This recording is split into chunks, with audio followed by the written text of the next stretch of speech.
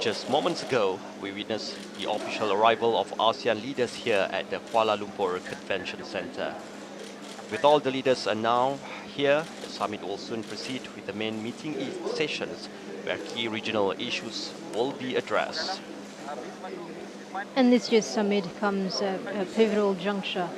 With ASEAN's Community Vision 2025 nearing its horizon, today's discussion will help shape the post-2025 agenda, one that must be bold, forward-looking and resilient to uncertainty. Heads of government and heads of states are now being ushered into conference hall for the next agenda of the day. We kindly invite Their Excellencies, the Heads of State and Government of ASEAN and Timor-Leste, and His Excellency Secretary General of ASEAN to please proceed to the stage for a group photo session. Thank you.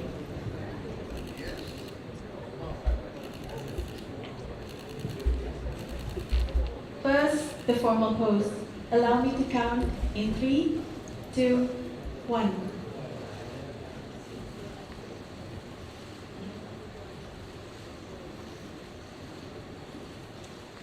And now, the ASEAN way.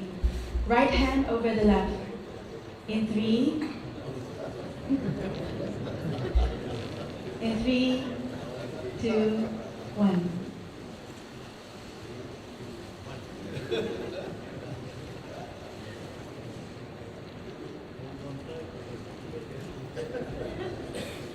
Thank you, Excellencies. You may kindly take your seats.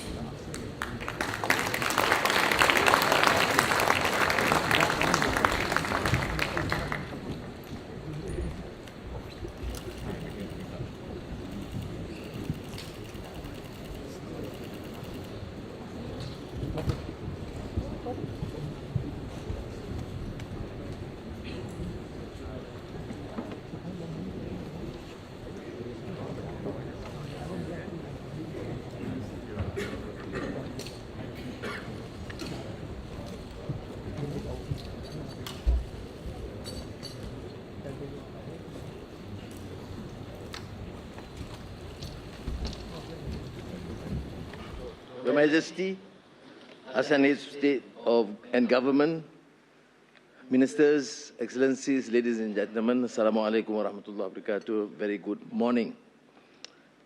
It's our distinct honor and privilege to warmly welcome my brothers and sisters, in fact niece, to the 46th ASEAN Summit. We say, Selamat datang. Malaysia is honored to chair ASEAN this year with a special significance, a decade since the establishment of the ASEAN community. At the same time, we'll adopt a forward-looking 20-year vision that necessitates our unwavering commitment and collective resolve. I would like to take note to congratulate Prime Minister Lawrence Wong for the convincing victory in Singapore. Welcome. Otherwise, we'll have a new member. These milestones offer a renewed sense of optimism and confidence for ASEAN, underscored by remarkable resilience against a backdrop of increasingly complex and sobering global developments. Nevertheless, we are thankful for the spirit of centrality and the fraternity among ASEAN member states in being able to come together to forge a common front in dealing with these challenges, including the recent initiative or pronouncement on unilateral tariffs from the United States. As for Myanmar, we have been able to take positive steps within the formation of an informal advisory group for Malaysia as the ASEAN chair for 2025. I must thank all leaders for giving this tacit approval for the setting up of this informal group under former Prime Minister Dr. Thaksin Shinawatra. We met first, of course, His Majesty the Sultan of Brunei for his wisdom and most senior member of ASEAN, and follow-up meetings, and the next meeting with former Prime Minister of Cambodia, Samdech Hun Sen.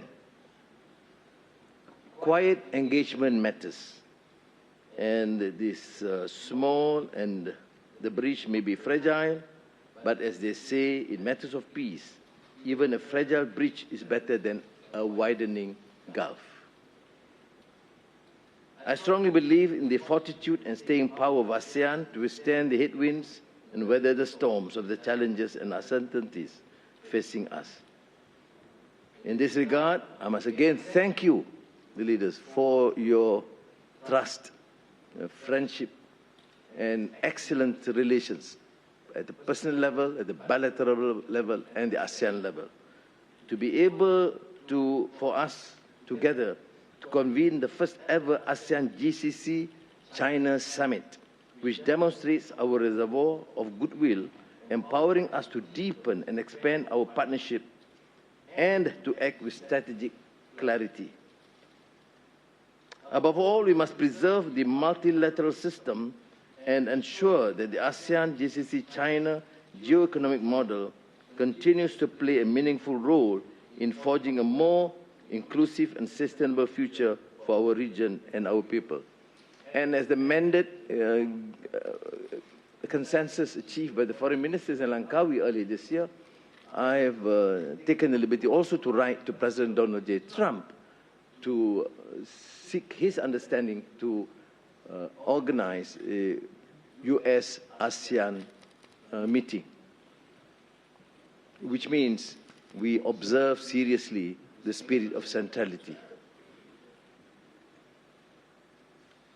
It speaks not only to our aspirations, but to our obligations. It is anchored in the conviction that ASEAN's future must rest on the twin pillars of equitable, sustainable growth and enduring resilience. Your Majesty, Excellencies, may I again reiterate my appreciation and thanks to the colleagues. When we embark on a new journey, including having to meet the various forces in Myanmar, the hospitality of Prime Minister Paetongtarn in Bangkok, you gave me that endorsement. And following that, I gave the report informally to all leaders. When we encountered this problem with the tariff, we said proceed with bilateral meetings, but retain the ASEAN consensus, and without exception, all ASEAN leaders gave that tacit approval. I must truly appreciate, and with the coordination of the Secretariat. So I now have the honor to declare the 46th ASEAN Summit officially open.